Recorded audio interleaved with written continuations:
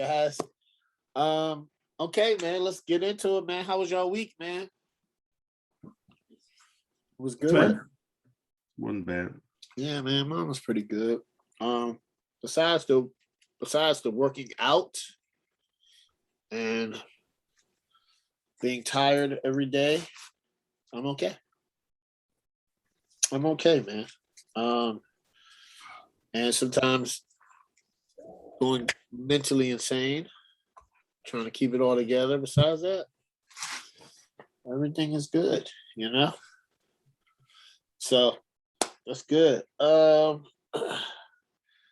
Actually, I had to throw that in today because I was interested. We touched on it last week about the coaches. Yeah. We're gonna get into that. All right, but the first thing is I'm gonna start off with Craig with this one. The NBA All-Star game is coming up, and they're about to do the votes. So, Craig, who do you think is a captain for each team, and then who do you think is their starting five? I'm gonna start with the East. I got Kevin Durant as my captain. And So, quick question: yeah, if he's hurt, does he still? he might still be the captain. So we'll do that. We'll do that. Let's just say KD. So everybody is. Is it Steph Curry for your West? Yeah. Okay, so that's. I think that's. I don't know, Corey. Do you have a different one? No. Okay, so those are the captains. All right, so Craig, pick your team. So what do you want? Pick the starting. Pick the starting from. I guess the format they do is not East. Is it East and West? It is East and West, and then the captains draft from. Okay, there you go. So do you want to do the starters for the East and the West, or do you want to do a draft style? I'm gonna just do the starters for the East and West. I don't even know. Because I think right at this point Steph is leading, so I think Steph will get the first pick. But if I were, as far as the East goes, I have DeMar DeRozan. Mm-hmm. Zach LaVine as my backcourt. I think both of those are having a great year. I thought DeMar DeRozan was done. Should have been in LA. Never mind. Let me stop. I don't even want to talk about that. Go ahead. Kevin Durant obviously is in the front court with Giannis and Joel Embiid. Like those two are pretty easy. For the West, like I said, I got Steph as my captain, and he's in there with John Morant. I'm hoping that he can hold off Luka. I think Luka was leading for a little while, but I think John Morant has passed him now. So, he needs to be in the starting lineup. My front court is obviously LeBron and Jokic. The other one is kind of iffy because it was Paul George for a while, and then he got hurt. I'm still sticking with Paul George just because I think his numbers are better than, I guess, pretty much anybody else. Maybe Anthony Davis, but Anthony Davis has been hurt too. I think the leader for the third spot is right now it's Andrew Wiggins, which I can, because he's on the, I guess, team with a really good record. But I'm still sticking with Paul George. So, and I think he might be back, maybe. Okay, Corey, your starters. I'm going to make this really easy. I have watched a grand total of about 20 minutes of NBA action this year. Yeah. And that was a wildly underperforming Indiana Pacers squad that is going to have precisely 0 All-Stars. So I have no idea who deserves to go right now. I'm not going to lie.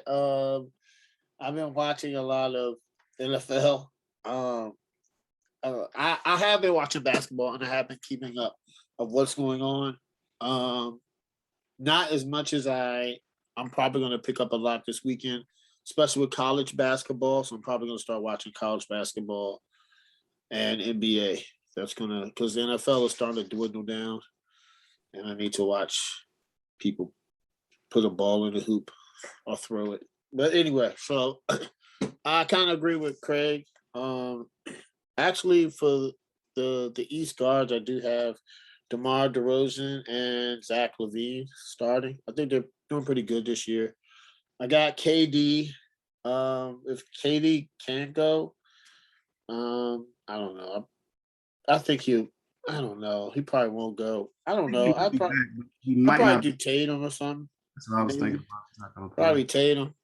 He's pretty easy. Then you have Joel Embiid, and then what did I say? Yeah, Zach LaVine. I think I'm missing a guard. I think you're missing Giannis, or maybe No, yeah, Giannis. Sorry, Giannis. Yeah, you're a beast. For the West, I have Steph and John Morant. Man. Then I have I gotta have LeBron James as the forward. Then I have Jokic as the center, of course. And then for the other forward position, it's to be honest with you, I think it's gonna be Wiggins. that's what I think it's gonna be. I think it's gonna be Wiggins that gets it, just because Paul George is hurt. But I think it's gonna be Wiggins. So it's gonna be pretty good. They'll have the reserves, but somebody's gonna get snubbed as always. So Yeah. that's how it is. There's always snubs. All right, so now it's time to talk about the NFL, the National Football League, sometimes known as the non-fun league, but it's been fun recently. All right, so I'm gonna start off with Corey with this one. The NFL has expanded the playoffs to 7 teams the past 2 years. So the first time since 1982, there were 3 blowouts. Right? Yeah. 1, 2, 3, 4 blowouts. So I mean, it could have been 5 for real. That's just me. I don't think Dallas really won it. I don't think. I mean, I know it was 23-16, but it should have been. It was 23-7 for a while. So that's 5 blowouts. All right. So Corey, was it a good idea for the NFL to do the 7-team playoffs? I'm not so sure that it is.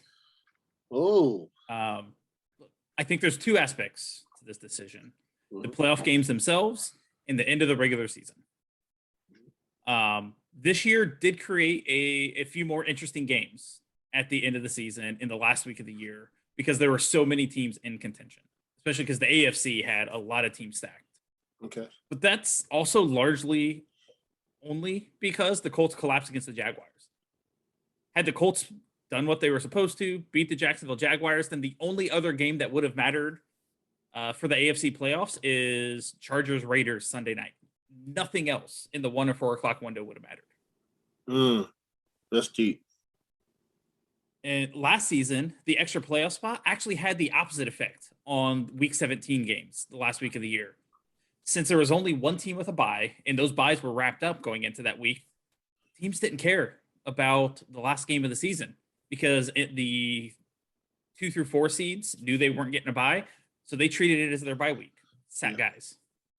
It ended up with a lot of uncompetitive football, whereas had it been a normal 16 playoff, you would have had a lot of teams having to play that final week. Okay. Then look at the playoff games themselves. We've had now 4 playoff games involving a 7 seed. One of those 4 games has been good.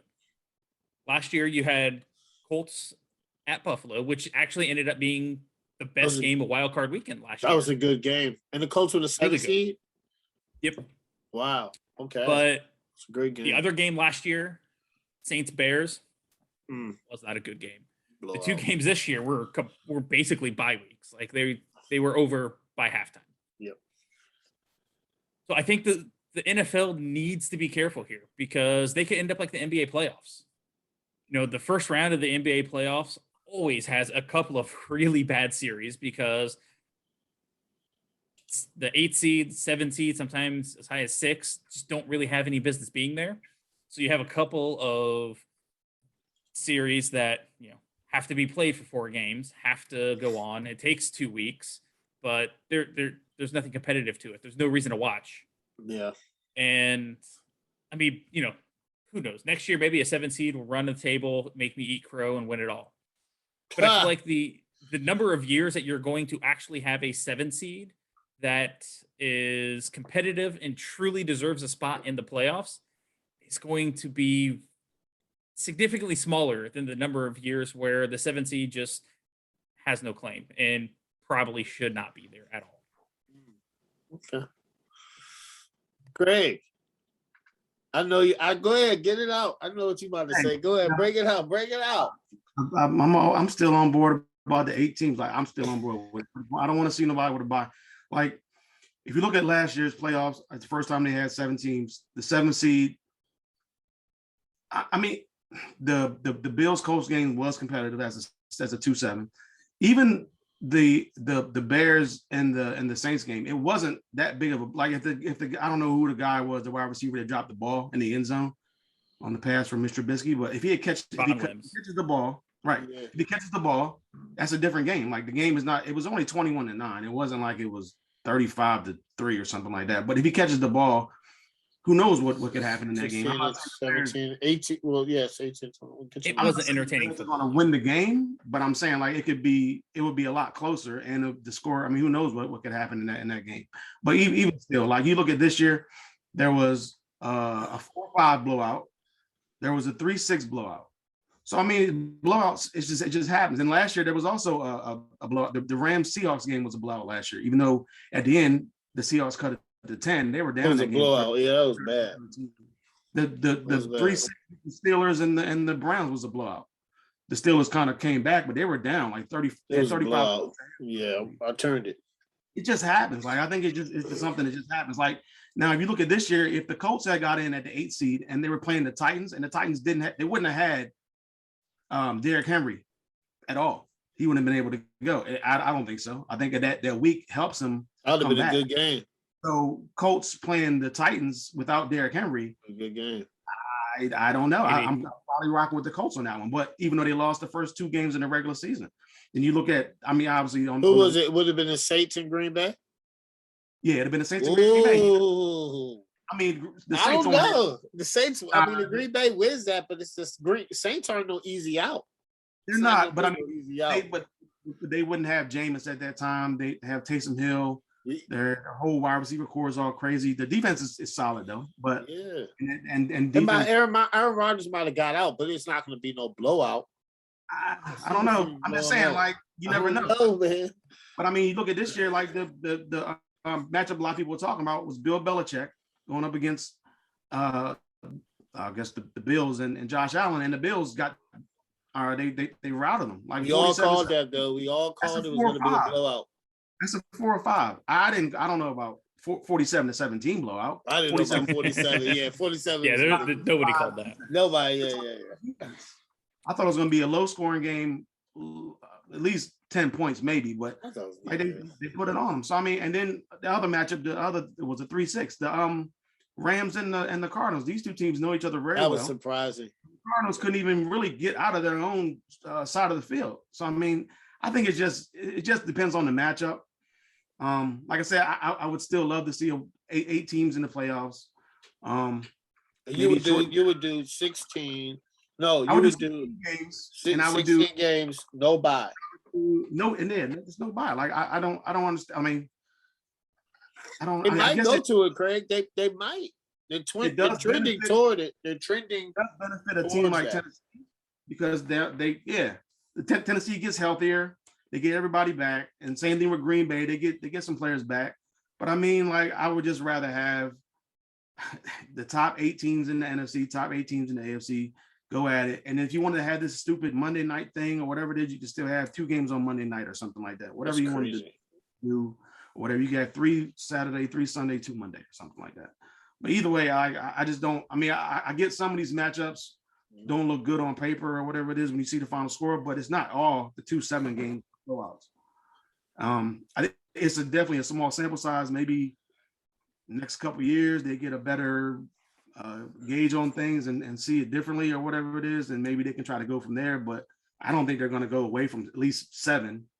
I think the more teams that they can. It's here to say. at the end of the game or at the end of the season, the games are worth like they're on the line or whatever it is. You're trying to fight for seeding or something like that, whether it's the 1 seed or you're trying to get in as the 7 seed. Like, I think it's going to be intriguing for people to watch. So okay, so it's here to stay, and I think I touched on this earlier. Now the blowouts did happen, unfortunately, which is surprising, but you know what? To be honest with you, I'm really comparing this to Thursday Night Football. Thursday Night Football was hard. People were questioning it first. They had horrible matchups, and now the Thursday Night Football matchups have been really good consistently. So I really think that you just give the NFL time.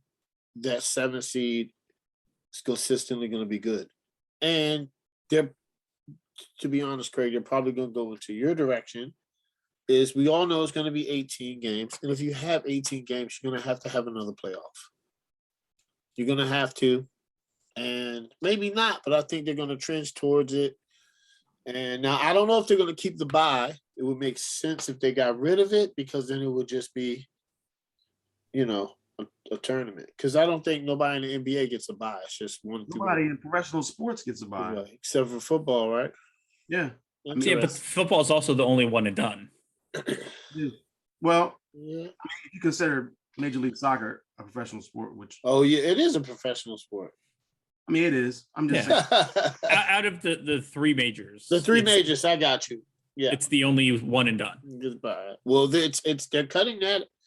They're cutting that. So I think that eventually, Craig, you're going to get your wish in a couple years, to be honest. Because I think if they go to 18, they're cutting that by. Because you're going to need that Super Bowl 2-week window you have to have. And if you extend the playoff to one more team, then a first-round team doesn't get a bye. Now you're going to have teams saying, well, I don't know if I should get the first-round bye. You get home field advantage to start the playoffs. Of course you're going to want the first. I mean, of course you're going to want the number 1 seed. Of course you're going to want the number 1 seed. You get to play at home. You don't have to travel. So we'll see. I don't mind it. I don't think. I just think we have to grow accustomed to it. I think the competition in the NFL is going to raise, and I think we'll be okay with it. We'll be okay. Listen, the NFL is killing right now in TV ratings and whatnot. They're going to keep it, and it's okay. We get more football, whether it's good or bad. Now next year, we might have 6 close games. So it's good, the good and the bad. And unfortunately with the NFL, because it's one and done, if you have a bad day, you're done. You have a bad day, you're done. Yeah.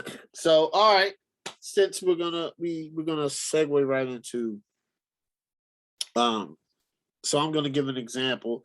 I know we're gonna talk about each playoff team that lost. Why do you think they lost? Three points of why do you think they lost, and 3 points of what could they do next year. So I'm gonna start it off, and I'm gonna go and do each team. All right. So for instance, I'm gonna do the Raiders first.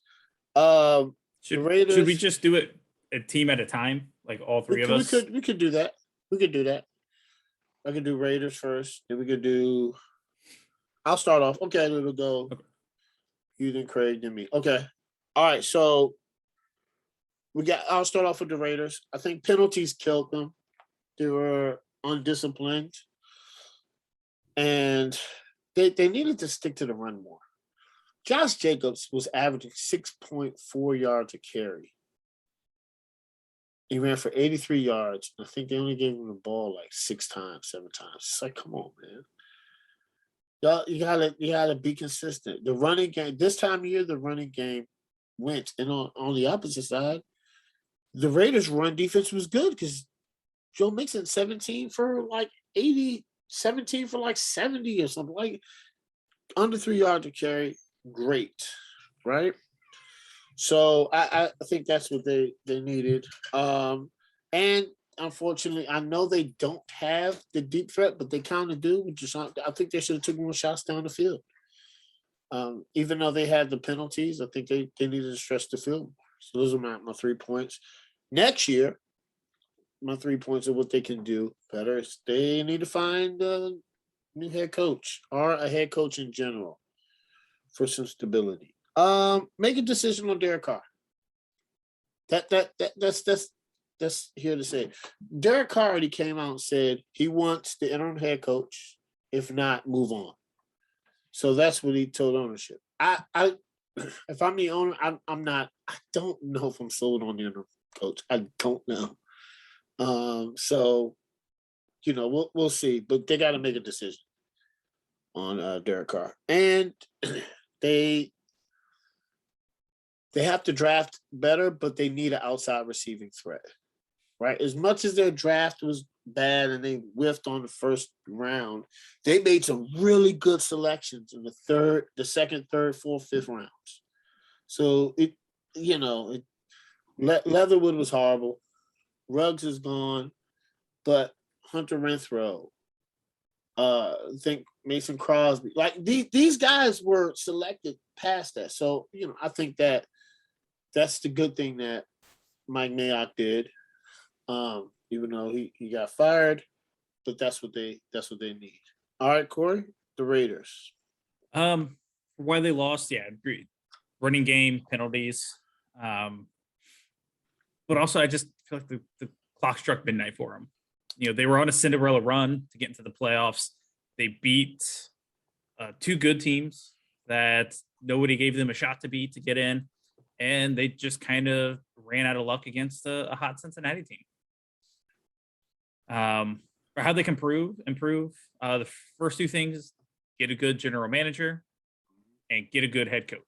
I don't think you keep the interim coach. Yes, he did a phenomenal job, but I don't remember who it was I saw online, but raised a really good point that interim coaches that do really good jobs that have been kept on were train wrecks the next year. Yes, I saw Freddie Kitchen thing, Corey. And Romeo Cornell were 2 of the examples they brought up. And he was able to keep the ship going in Oakland or in Vegas with the Raiders, but get a new coach. That's a good point. I saw that too. I don't know who said it. I saw it. Yeah, I can't remember who it was, but yeah, the track record speaks for itself. And the last thing is just don't blow up the roster as being rumored. Because if you're trading Derek Carr, you're blowing the whole thing up. Because you don't trade a franchise quarterback and then keep everything else and go searching for another quarterback. That makes no sense. So just don't do that. Yeah.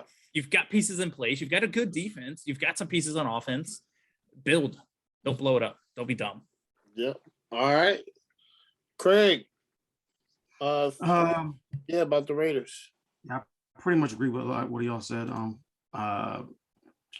First off, the running game, they need to give the ball more to their running back, Josh Jacobs. He was a really good game.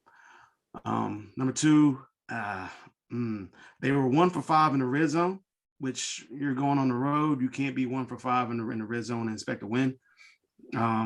So you're already playing in a hostile environment, and then you're putting your team basically in a hole, basically, by not being able to score in the red zone.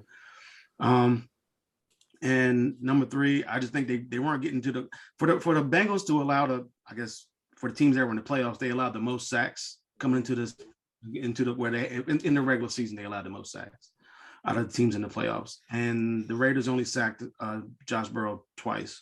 So now, granted, the Raiders aren't a big team that's big on sacks, but the offensive line is shaky. So I just figured we're going to get to the quarterback. Then they really didn't. So I guess ways to improve next year: definitely get a head coach. Number 1, number 2, get a GM. You can put that either order. Yeah. And number 3, like you guys said, just figure out what they're going to do with Derek Carr because,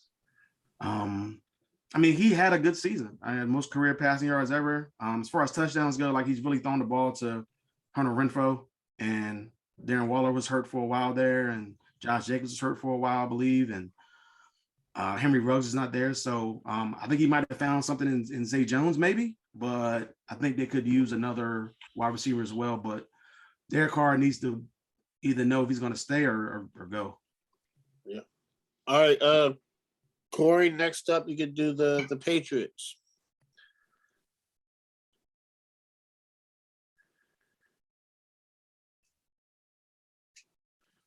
Oh, snap. Hey, Corey, can't hear you. Oh, my bad. It's all good. Go ahead. So for why they lost, I think it starts with the fact that the offense was limited with a rookie quarterback. Mac Jones had a really good season, but he himself was limited. They were limited at the receiver position. So you have to start there. And the defense just looked dreadful. I don't think a defense has looked that bad under Bill Belichick ever. And there's no quarterback play that would have saved the defense getting destroyed like that. Because mostly it's just they ran into a Buffalo team that is hot right now. They're getting hot at the right time. And I'm not sure there's anything the Patriots are going to do to hang in there with the Bills. For the offseason, ways to improve. Big thing is you've got to find some wide receiver help for Mac Jones. You can't be rolling it out there with what you got. I mean, you spent big money on Nelson Aguilar and Kendrick Bourne, and that's just, you got to go find a number one somewhere. And then they need to add some depth to the defense. The defense bounced back. It had a good season on the whole, but I think the end of the year kind of showed that, there's a few guys starting to get up there, like the Cordies, and they need to add some depth to round out the defense. All right, Craig, Patriots. Let me see. I had notes. My bad. Number one. They definitely lost the game in my opinion because of the inexperience at quarterback. I think obviously Mac Jones, he did really good as a rookie, but he's it's his first year.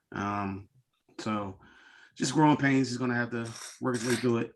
Also the lack of weapons. Like Corey said, he doesn't have anybody. The team is better wide receiver wise than they were last year with Cam Newton leading the team at the quarterback position. But man, they're still lacking some talent there. And if you think about it, other than maybe Randy Moss, they haven't really had a wide receiver there for the most part since during the whole Tom Brady tenure. So, I don't know if we're expecting somebody else to really be there.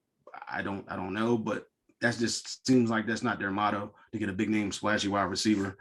And other reason they lost is because Josh Allen, he went 21 with 25, 308 yards, 5 touchdowns. He had more touchdowns than incompletions, and he had 66 yards rushing. So those are the 3 reasons why they lost. Obviously, the ways they can improve is to get the quarterback more experience for next year. I think this is going to help Mac Jones.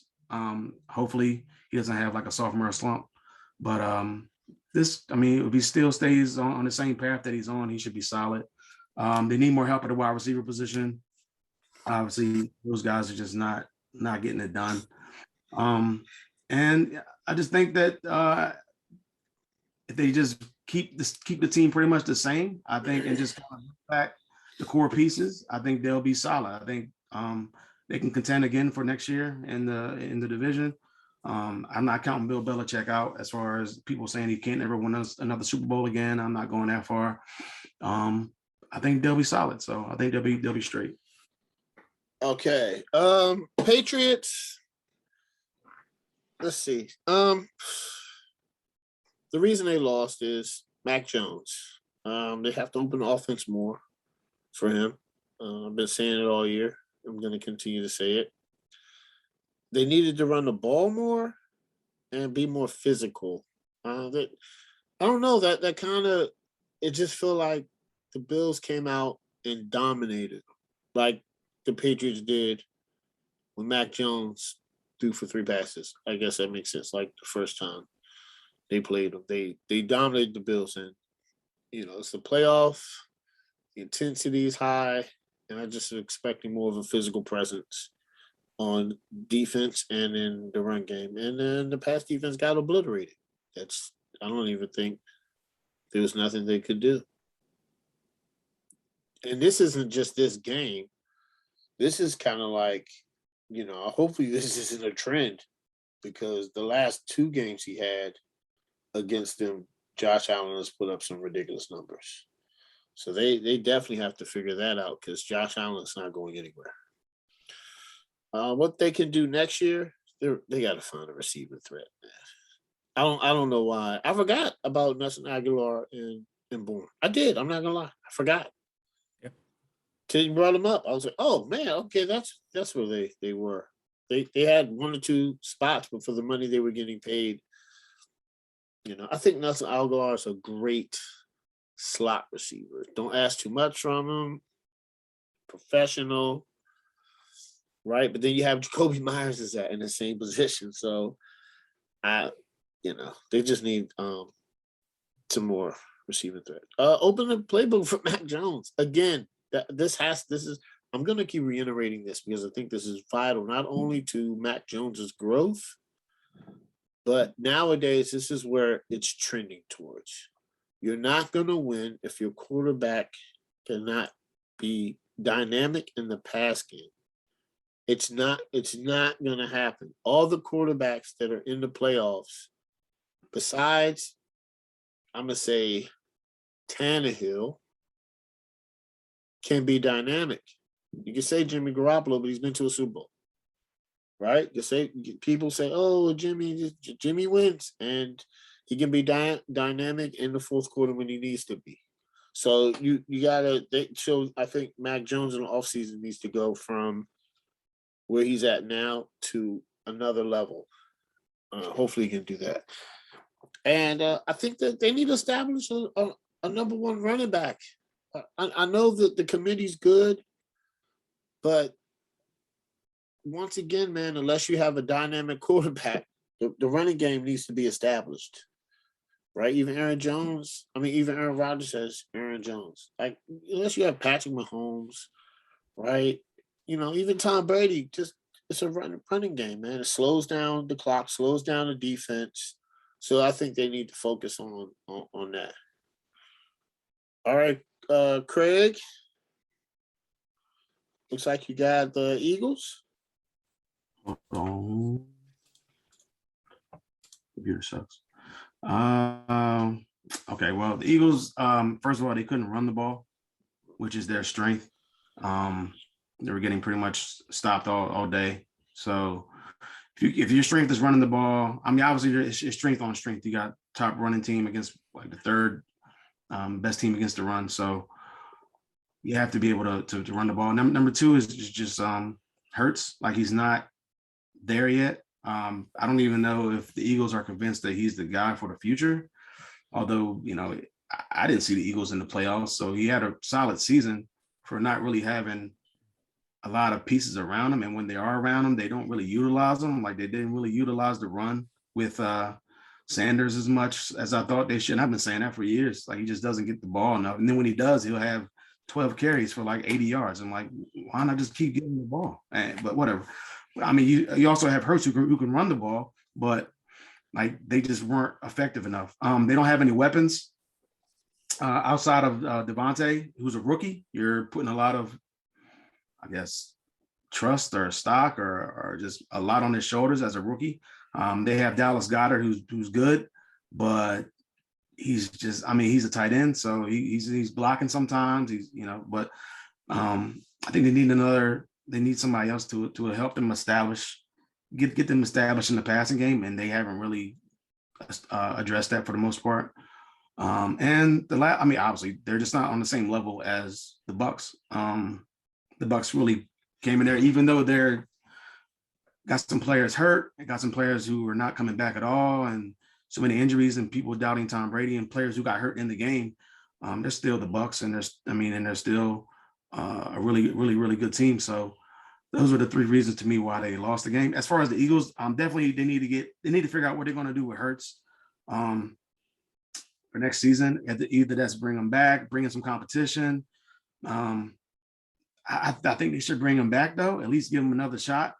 Get him another year to develop in that system. So I mean, for a second year starting, and he only really started like 4 games his first year, something like that, a handful of games. He's led his Eagles team to the playoffs. So No. Also number two, they need to get them some weapons, some help on the receiver side. Devontae needs another receiver alongside of him to take the pressure off of him and let him do his thing as well. Hopefully they can get a receiver there. And number three, I just think they need, when they do come back, I think they need to figure out what they're going to do with this running game as far as running backs go. I just don't get the whole running back situation in Philly. Like, you have the number one rated rushing attack, mostly because of your quarterback. But I mean, if you could establish your running backs to actually run the ball, kind of focus on Hurts to maybe establish himself more as a passer. Granted, he can still pull out runs like Lamar or somebody like that, but I just think he needs to develop more as a passer, utilize your 3-4 running backs that you have back there, and just have a better running game overall. And then then that would help the passing game as well. You just get another piece in there, and you use Hurts as a better passer. Yeah, I kind of agree with you.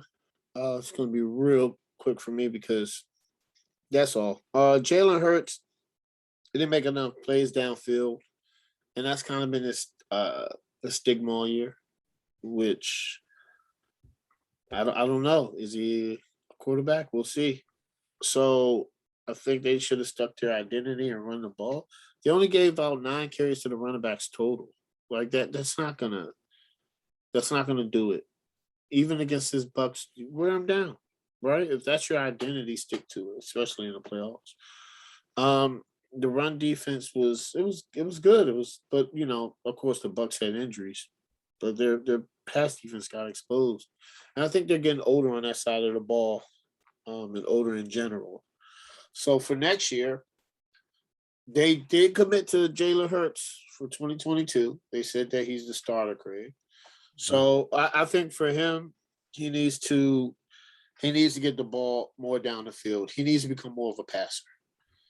Because unlike Lamar Jackson, I think Lamar Jackson is a better thrower of the football than Jalen Hurts. That's just my opinion. And I think Jalen Hurts needs to be more of a passer of the football. 2, you're right. They need to bring another pass catcher. That's it. I love Devontae Smith. I think he's going to be a star in this league. I think he's a pro. I think he's going to be one of those receivers that get better every year. But he definitely needs help on the outside. And listen, they have 3 picks in the first round. Get the best player available at each position. And upgrade, either if it's offensive lineman, if it's a tackle, if it's a linebacker, if it's a corner, just upgrade your whole team. All right, Corey. You guys kind of hit it on the head with the why they lost. The 2 things I would add is that before last year's draft, the previous 2 drafts, they whiffed apparently at wide receiver twice high in the draft. Arcega-Whiteside in the 2nd round and Jalen Reagor in the 1st. And missing in back-to-back drafts and top, I think they were both like top 60 picks at the same position. Like, that's a glaring hole now.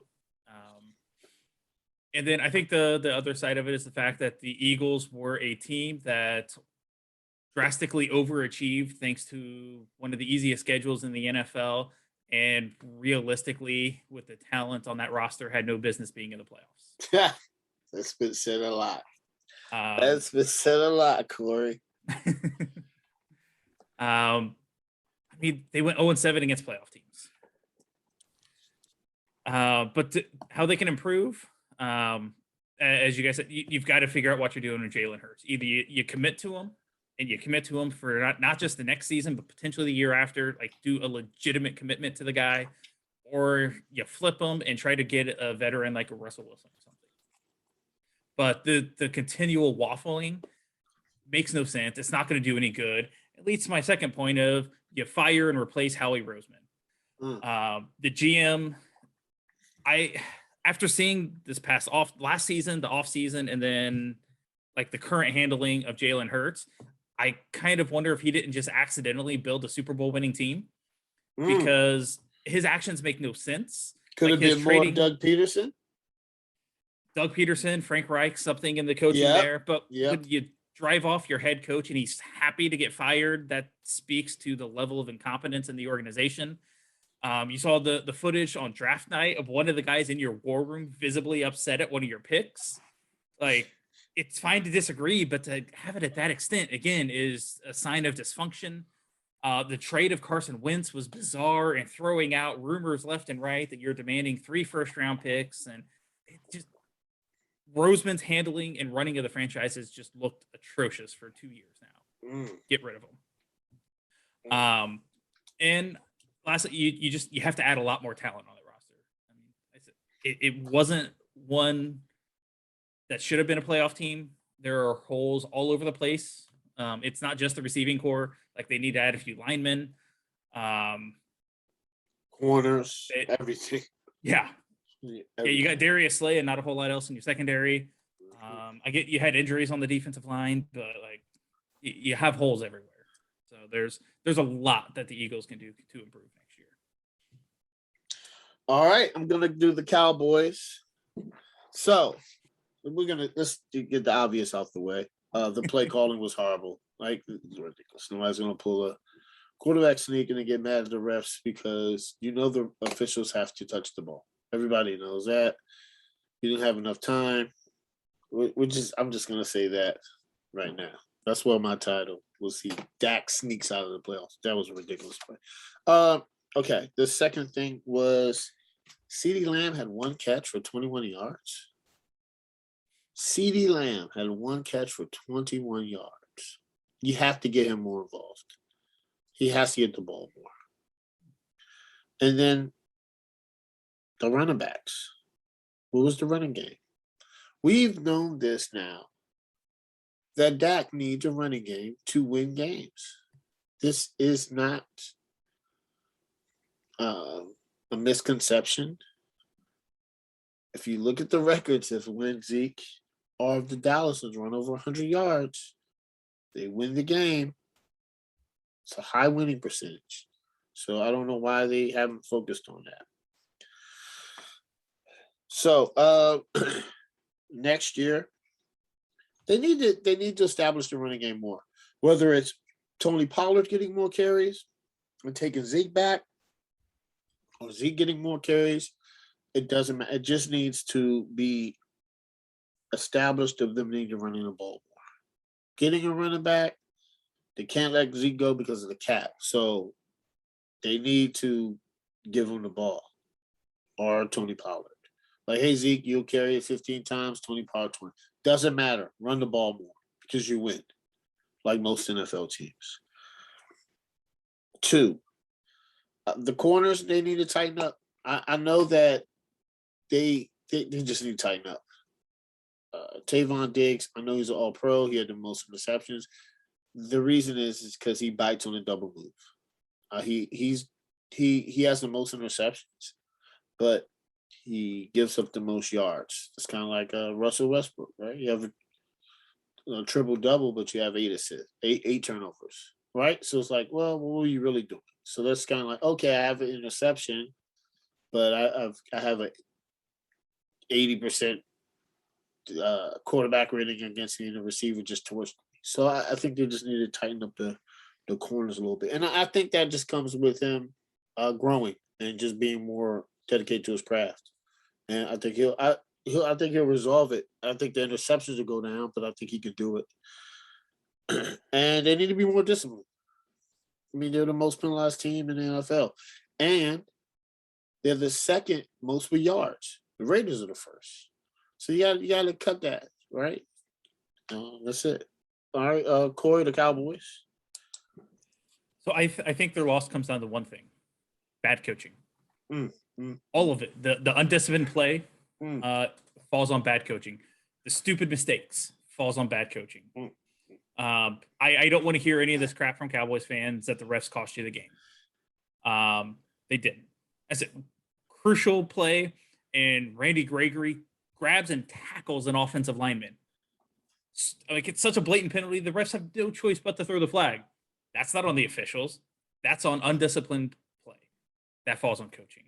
The situational football, I said, it should be drained into every single skill position player's head that in a 2-minute offense, you get up, you hand the football to the official because the official has to mark the ball for play. And it's not only did that get up, give it to his lineman, and then try to set it themselves. The linemen also like squeeze together to prevent the official from getting through them to mark the ball for play. Like, what are you doing? All of it comes down to bad coaching from Mike McCarthy. So how can they improve next year? You fire Mike McCarthy. You get a better coach. I would also say fire your GM and get a better GM. I don't like that. They need to keep Mike McCarthy. I understand that from your perspective. But the big problem is you can't fire your GM because your GM is also your owner. So Dallas is pretty screwed on how to improve for next year.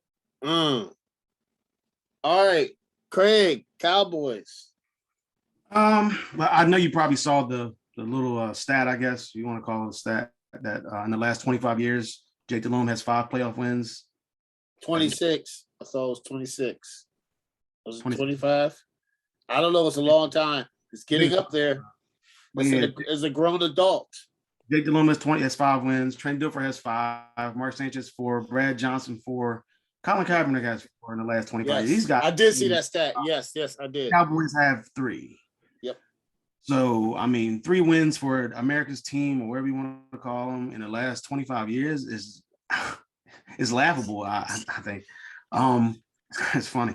But I don't think that the refs cost him the game, but I do think that the ref maybe could have hustled up a little bit more.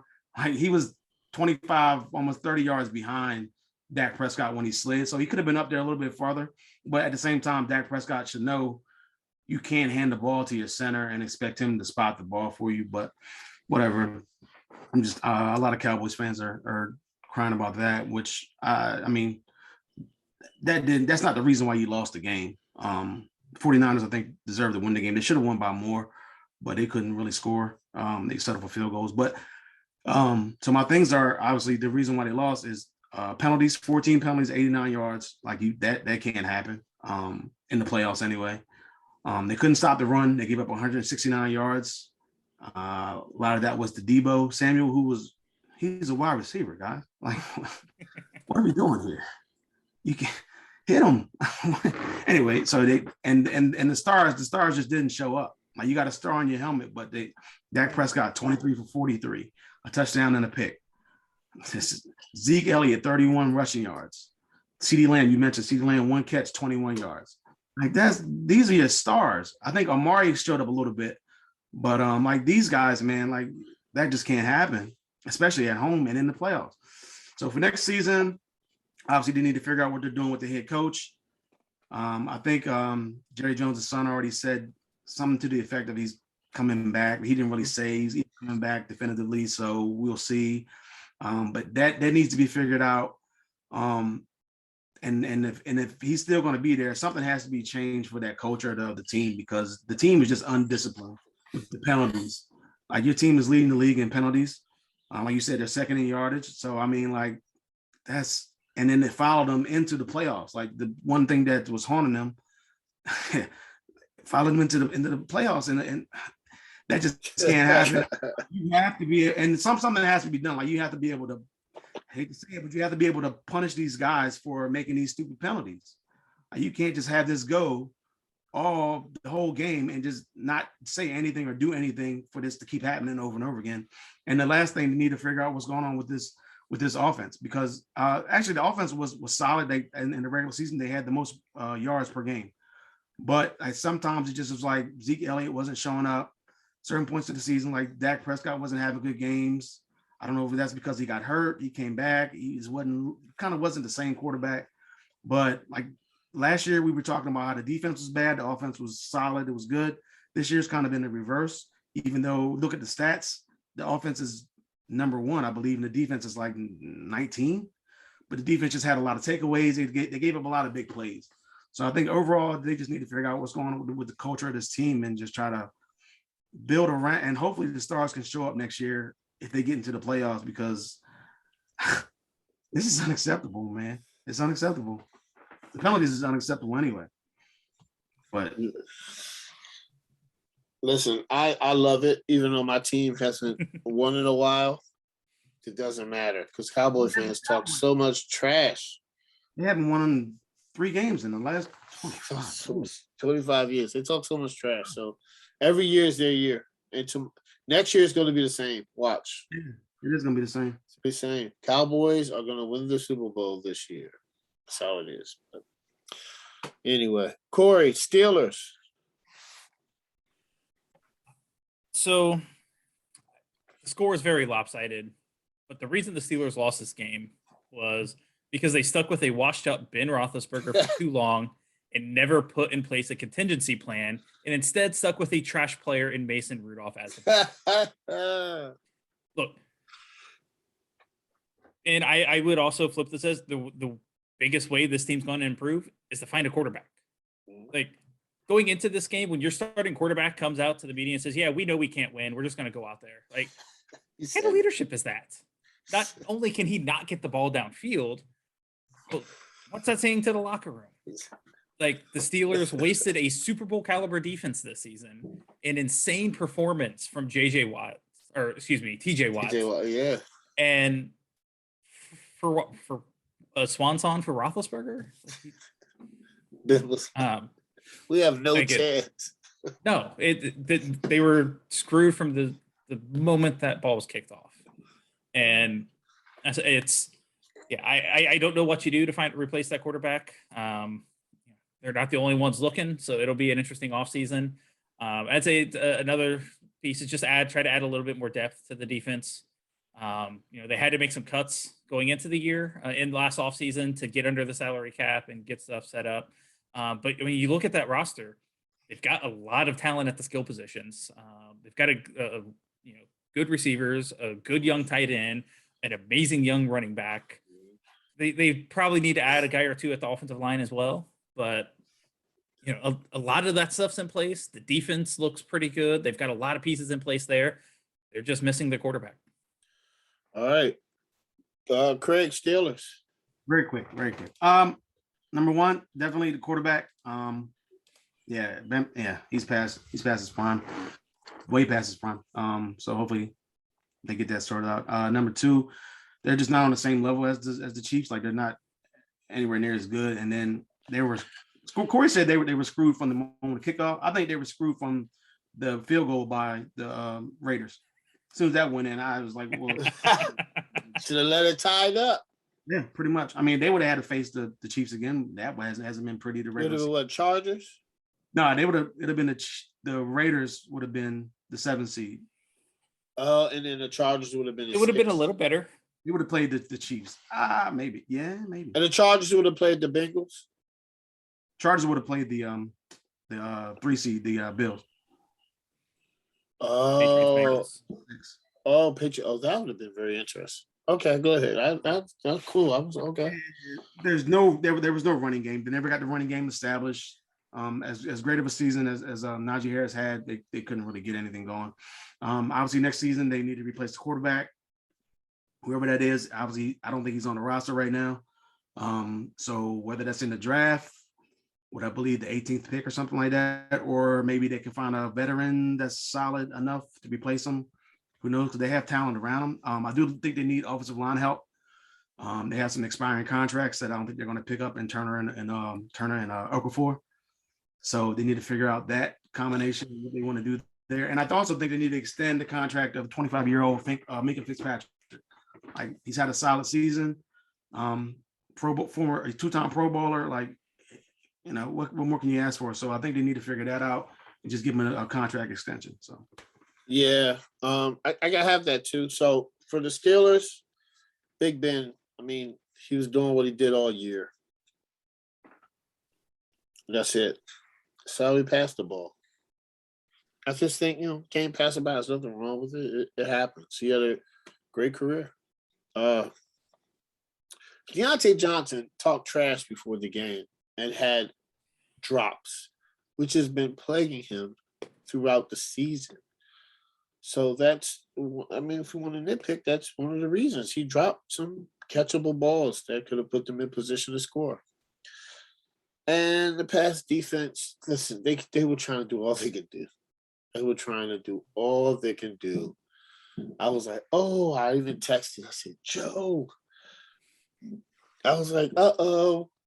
And then 3 minutes later, after the Chiefs scored 14 points, on the way to scoring 21 points in a matter of 5 minutes, I texted him, like, listen, I was just wrong.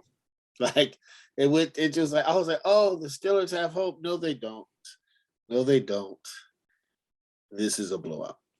So next year, they have to fix the offensive line. Like you said, their pieces are nice. Receivers, running back, tight end, defense. Oh, listen. I don't know if they. Well, I'm gonna get to this. My next point. So they just need to fix the offensive line. They're going with. It's been said they're going with Mason Rudolph, and it's just start. Or I don't know if you saw that. And Dwayne Haskins, I said that they can't be the replacements. So what I think Pittsburgh is going to do is they're going to tank. That's the only logical explanation that I have. Next year's quarterback class is great.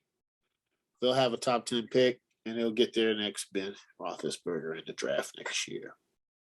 That's going to happen. Yeah. Mason Rudolph is going to play, and they're going to go like 5-12. Yeah. And it's Dwayne Haskins is coming there too. He's going to lose. It's just going to happen. Just Tomlin's just going to have a bad season, and they're going to draft a great quarterback, and they'll be back again. That's going to happen. They'll have another 2 years down, and they'll be back. That's okay. That's what the Steelers are going to do. And I agree with Craig. Need to sign Mensah to a long-term deal. He played great this year. He asked them everything. Everything that they asked him to do, he's done it, and he's done it well. So just go ahead and lock him up to a long-term extension and get it done. All right, Craig, the Cardinals. Wow, I picked this. I don't know why I picked them. Anyway, it's terrible. The reason why they lost is, number one, they couldn't get the running game going at all. 61 total yards. Chase Edmonds had 28. James Conner, who's your Pro Bowl, whatever, he had 19. Only touchdown for them came from him, but like it just the running game just never got going. Number two, they were 0 for 9 on third down. Yeah, that's tough. You can't really win a game if you can't convert any third downs. You're putting yourself you put your team in a bad situation there. They were 1 for 2 on fourth down, if that makes any sense, any difference. But and number three, just the Rams defense in general. I mean, I said the 0 for 9 for third down. They only gave up 183 total yards. They had 8 straight drives that resulted in not converting on third down and or a turnover. So, and then there was a pick 6 in there as well. So, including another, and also there was 2 picks and one was a pick 6. So, the Rams defense was just all over the place in that game, and the Cardinals offense could never really get going. But also, I think they miss DeAndre Hopkins. Like, he's their number one target. He hasn't played in a while, and he's just a difference maker on the field. When you don't have him on the field, you're relying on AJ Green, who had a resurgence this year, but he's in his early 30s, I guess. And then and Christian Kirk, who's not really a big time number one threat, but he's a solid wide receiver. But he's no DeAndre Hopkins. So as far as next year goes, they got some decisions to make because they have a lot of players, a lot of good players that are free agents, and they got to figure out which ones to bring back. Zach Ertz, AJ Green, Max Williams, Christian Kirk, Chase Edmonds, James Conner, Chandler Jones. Like, these are big names, man. And DeAndre Hopkins is taking a big chunk of that cap for that team, $25 million, I believe. So that's about $25 million. So he's going to be taking a lot of that cap space that they have. Kennard and Hicks are taking about $10 million against the cap. So that's like $35 million right there for that team for next season. But also, Cliff Kingsbury, man, like Go he ahead. need to figure out what's going on with him because just looking at from it's a trend from 2019 to 2021. He was 3-3-1 in 2019 to start the season. He was 5-2 in 2020 to start the season. He was 7-0 this year. He for a record of 15-5-1. He ended 2019 at 2-7. He ended 2020 at 3-6, and he ended this year at 4-6 for a combined record of 9-19. Like he's a good first half or midway, whatever you want to call it, coach. But the second half, when the games start to really matter, and it's like that playoff push, 9-19, man. So as much as I was on the board with Kingsbury, and I thought maybe he should have been coach of the year or in that conversation, like you finished 4-6 this year, and overall the last 3 years 9-19. I think what they should do is play him, have him coach the first half of the season, and then send him home the second half, bring in somebody else, and then let him finish this season out. Maybe they'll be better than 9-19. But yeah, man, they need to figure that out because that's unacceptable, man. And he can go 9-20 if you put this year's playoff game in there. So that's tough. All right, Craig, you said a lot that I'm gonna actually say. So the Cardinals, they came out flat. The intensity, everybody knows the intensity in the playoffs are way higher than in a regular season. And they just came out flat. Kyler Murray looked like a deer in headlights. I know it's his first playoff start. I just figured more from him. He was going to be calm and collective, but I think he'll grow from this. And the playoffs are hard, man. A lot of greats have lost playoff games.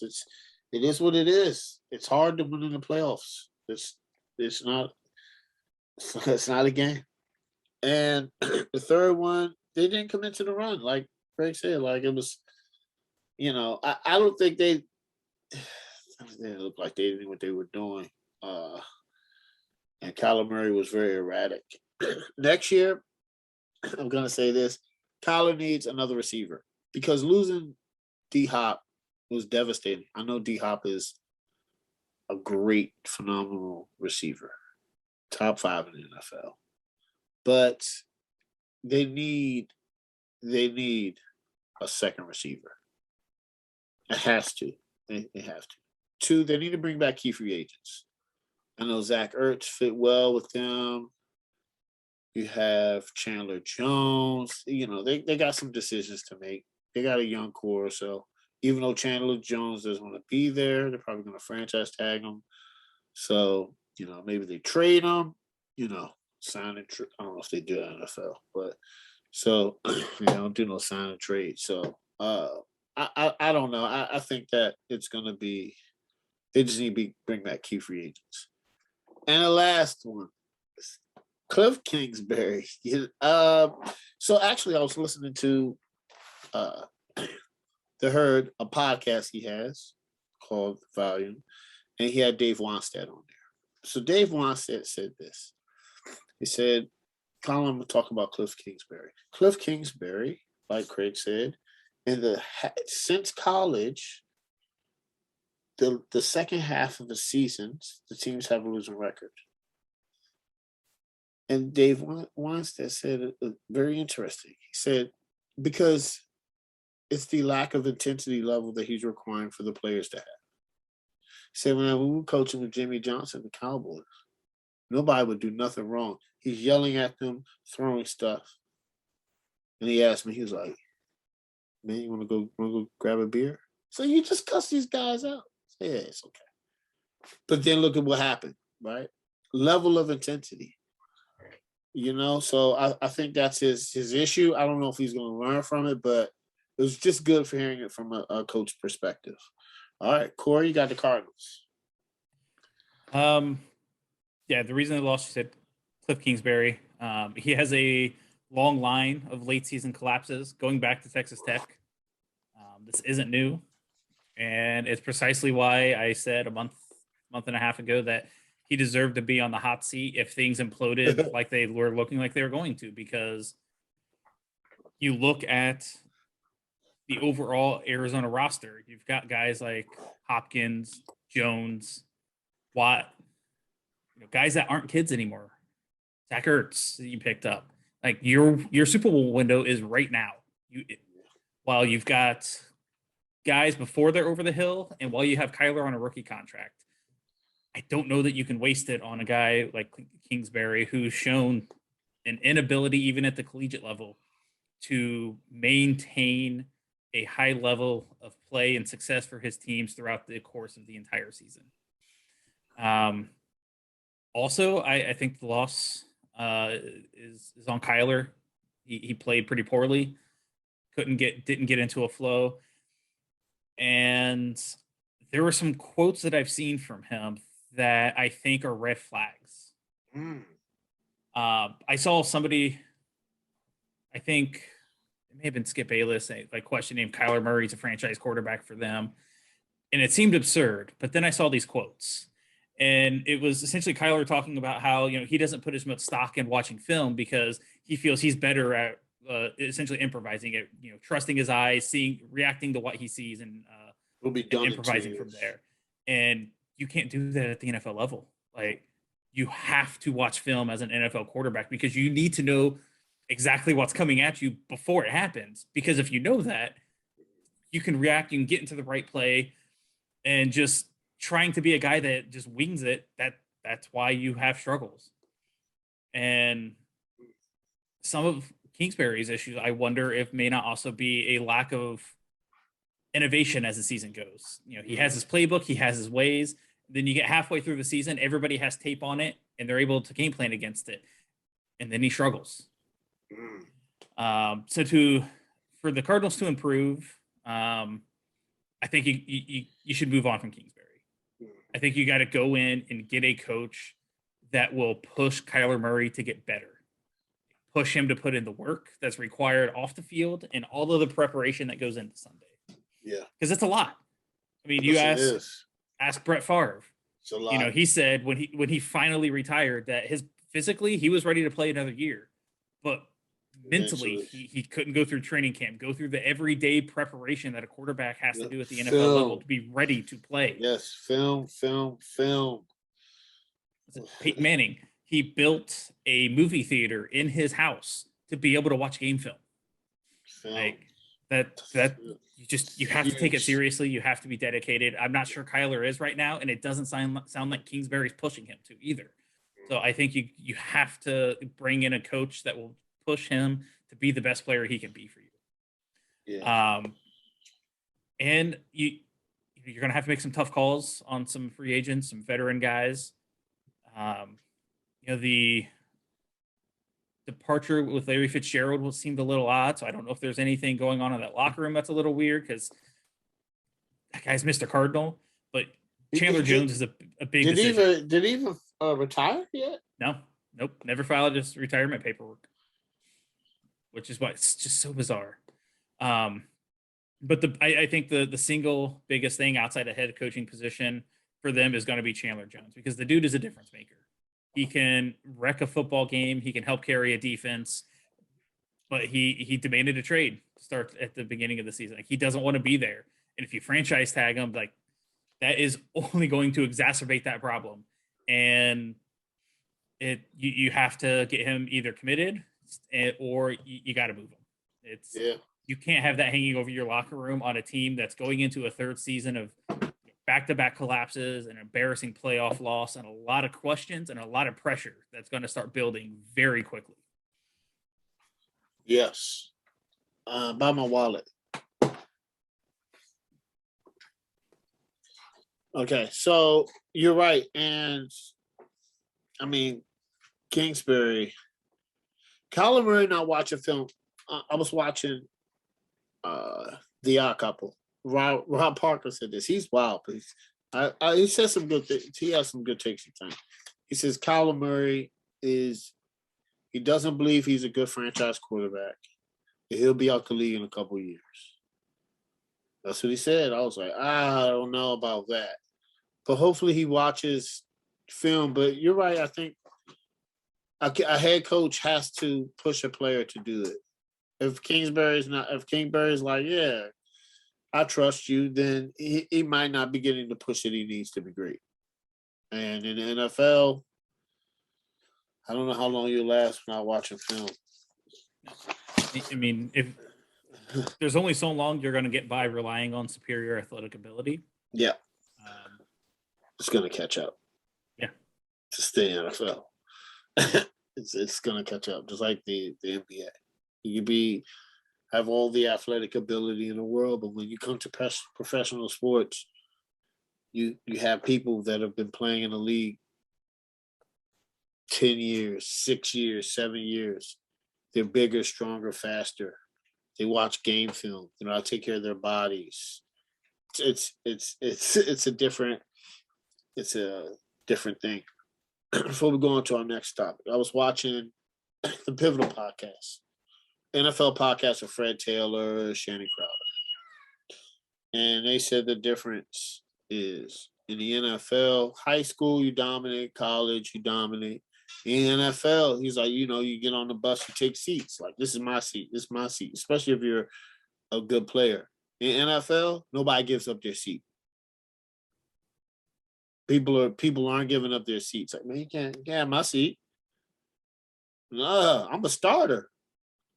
You got Darius Leonard, DeForest Buckner, Kenny Moore. You got people that are like, no, I'm not giving up my seat. That's just to name a few veterans that have been there long. It's like D-Hop's. Like, I'm a starting wide receiver. Like, you got people so that's the difference in the NFL than college, and you got to adjust to it. All right, so we're going to do these ranking the head coaches. Should we go one by one? Or should we do them all? What'd you think, Craig? Do it just how we did it? I don't know. Because I don't have that much. I have like a sentence or two. Yeah. I mean, I just kind of ranked them and then. Yeah. I just ranked them and just told a sentence of why I think they are ranked as high. What do you think, Craig? I guess we can just go through them all. Yeah, I think it would make sense to just go everybody say they're 8. Yeah. So. I did my 8 and then I did a sentence. Like just one sentence of why I think it is. Nothing big.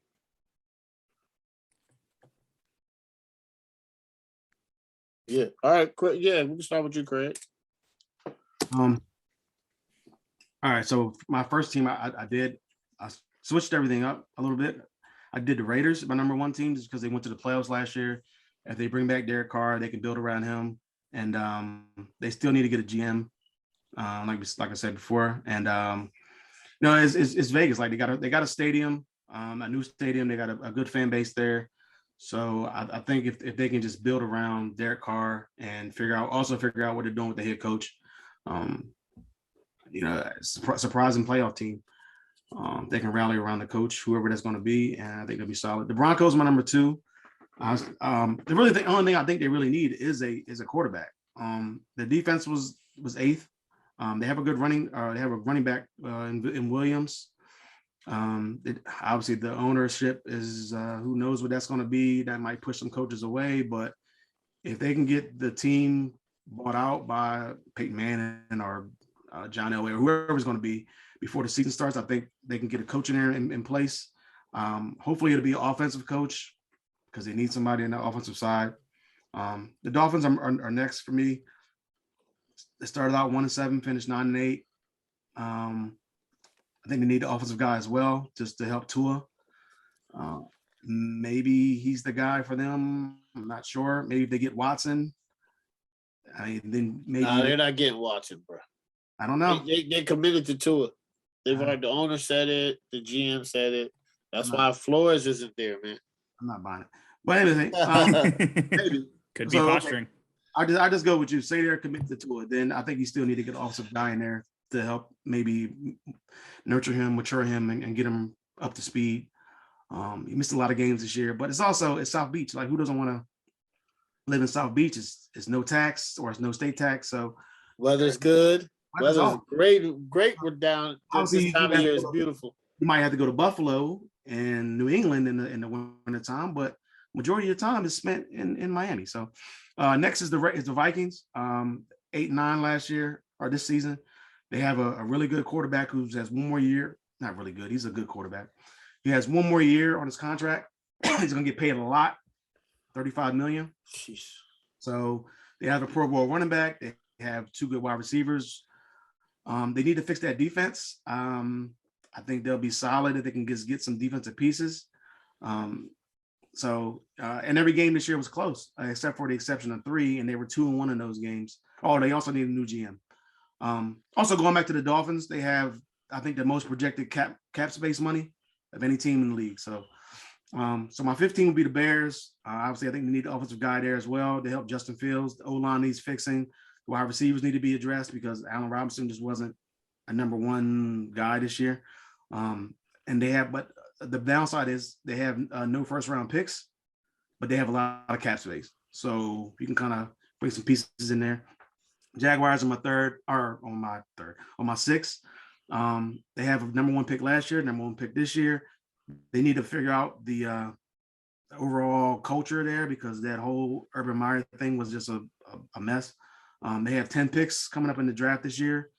They need to figure out the offensive line, figure out the defense, and get some more pieces around wide receiver wise around Trevor Lawrence, who had his best game of the season, last game of the season. So it's kind of hard to say they're going to build off of that coming in the next season since it's so long.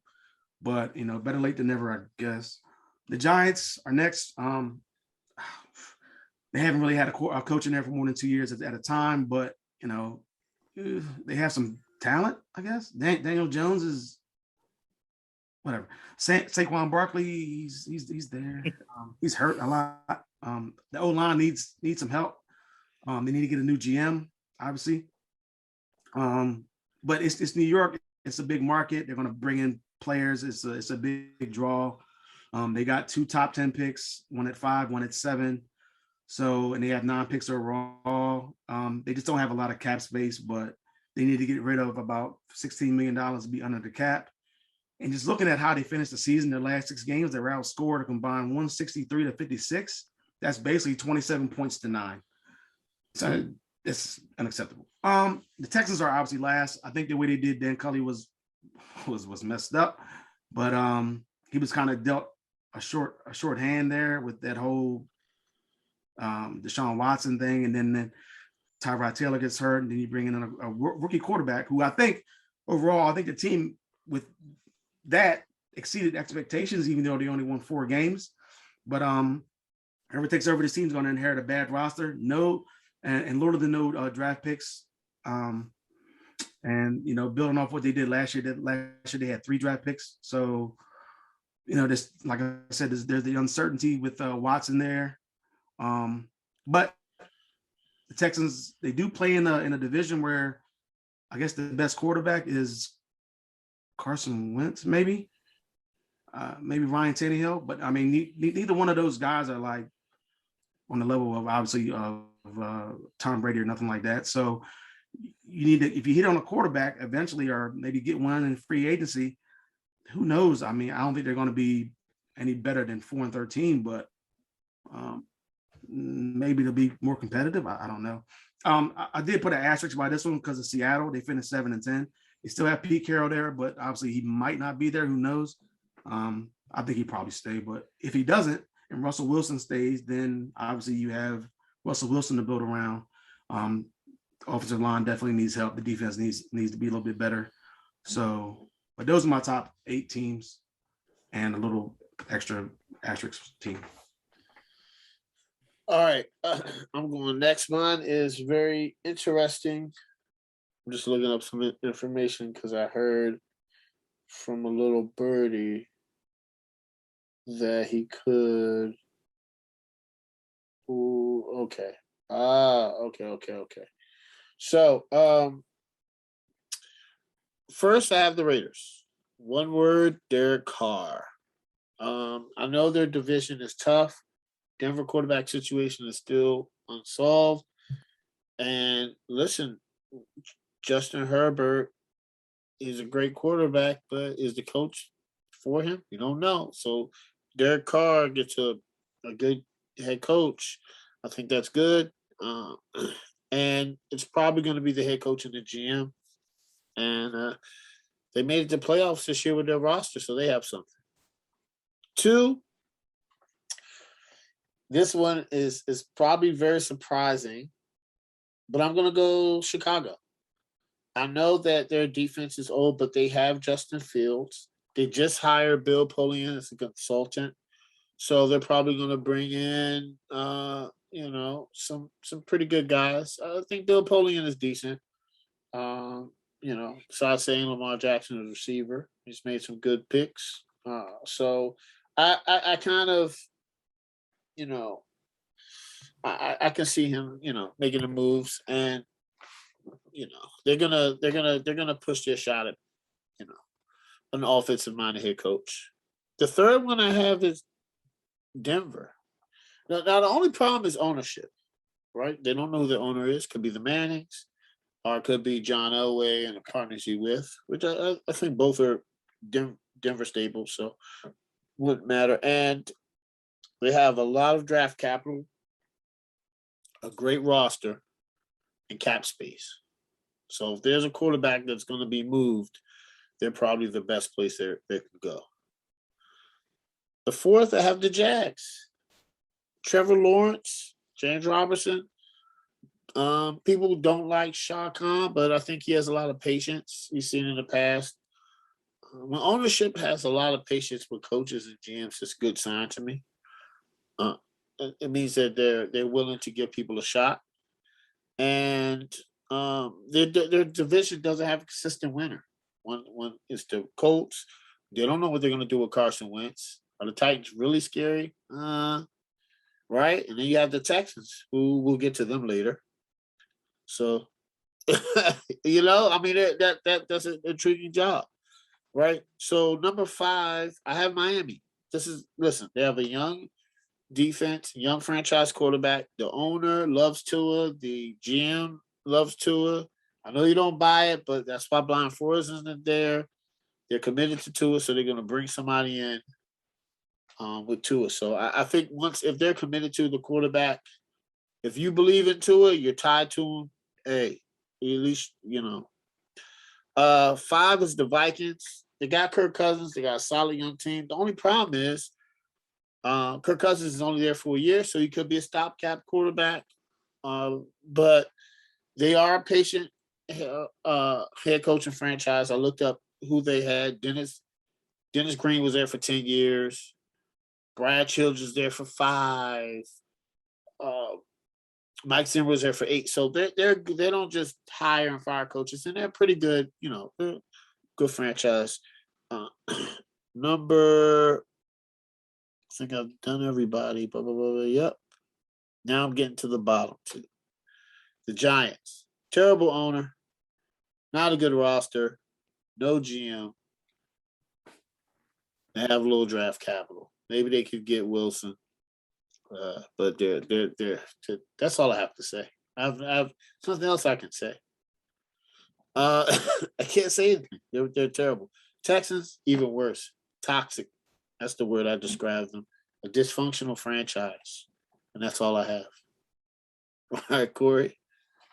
Them two are bad, man. The top opening I have is Denver. There are questions about ownership, but I think even with the question mark at quarterback, everything else is there. They've got a lot of talent at the skill positions. They've got a couple of good running backs, a solid offensive line, a really good defense. They just need a quarterback, and you don't even need a top tier quarterback. You just need a decent quarterback, and they'll be able to win games. They're not a team that's like often quick to fire. They fired McDaniels quickly. He was ridiculous. I heard he was terrible. Yeah, there were mitigating circumstances in there. Yeah. They've had a record of success of late as well. I think everything's in place for a coach to succeed there. The next I have is the Vikings. Yeah, they need some work to replace some of that defense.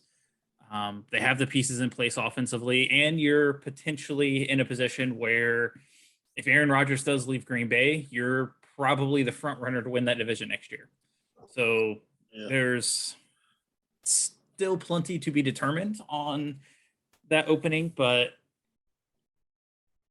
as it stands today, I would list it at number 2. Okay.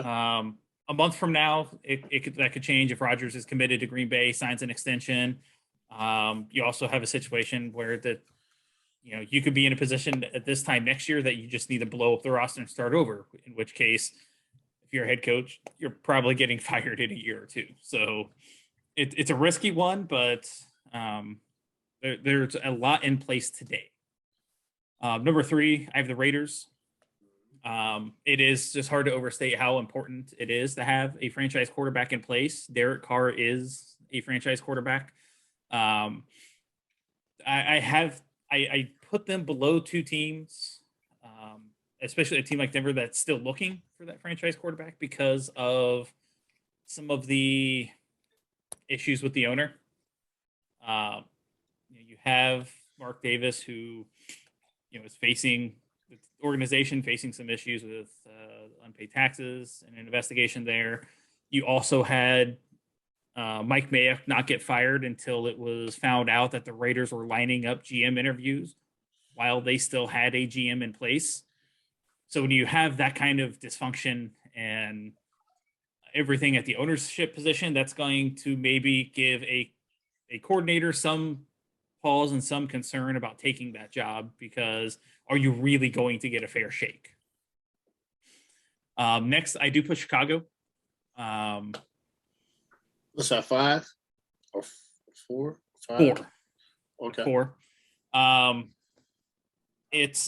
think it does need to be an offensive guy, even though you just fired an offensive guy. But you traded up, you got Justin Fields. I think you got to get a guy that can develop him and do a lot better job than what Matt Nagy did. They're going to need to add some pieces. Who knows if Allen Robinson comes back? If he doesn't, you've got Darnell Mooney and not much else at the receiving core. They've got a couple of tight ends at least, but having a young quarterback in place that you can build and grow with is, a really attractive opening.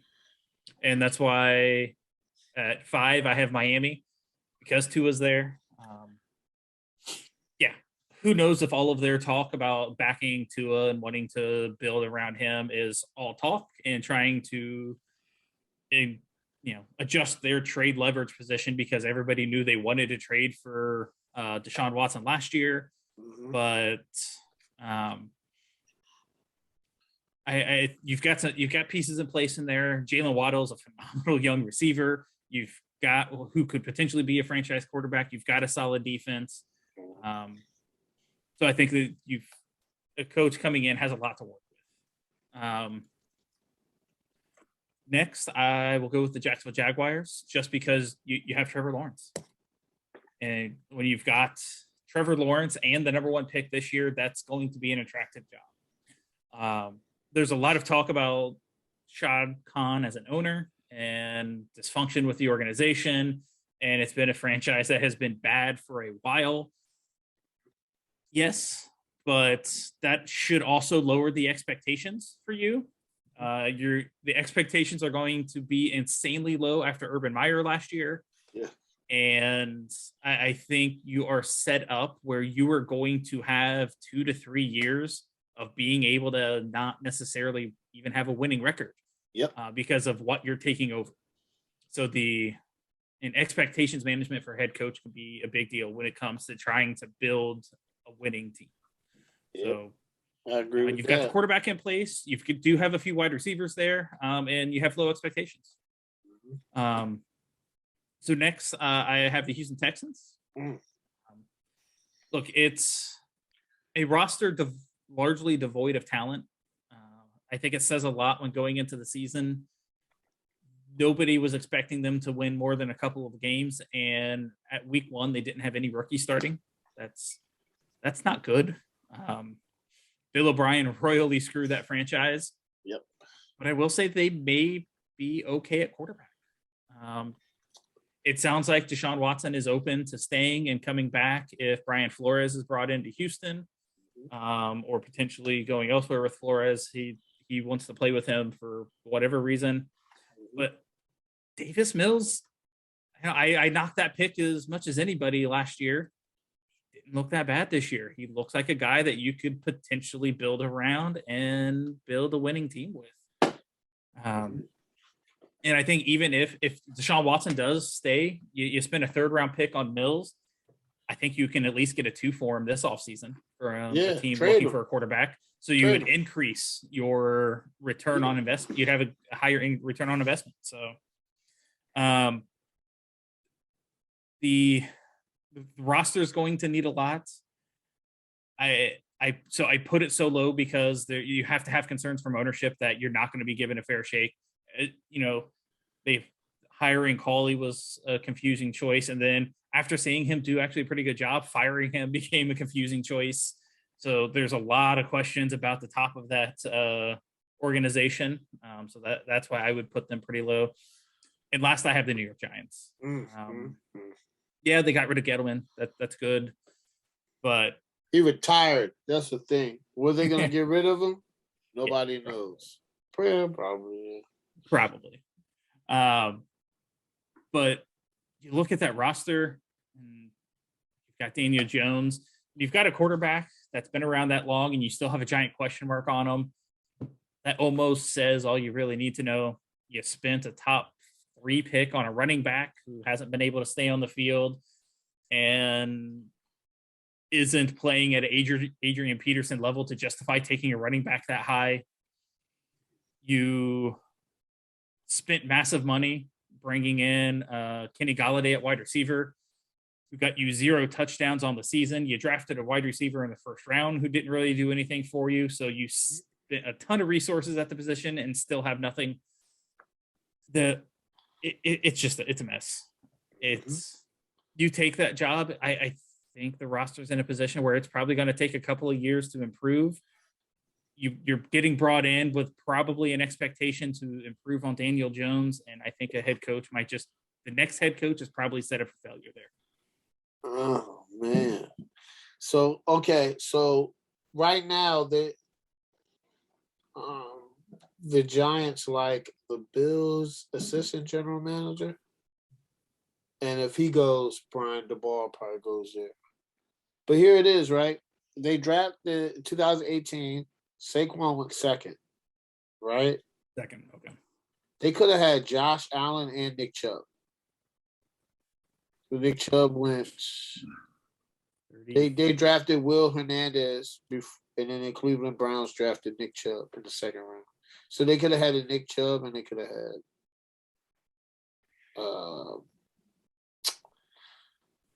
Josh Allen. Wow, isn't that something? Or if they wanted to prove their line, they could have got Quentin Nelson.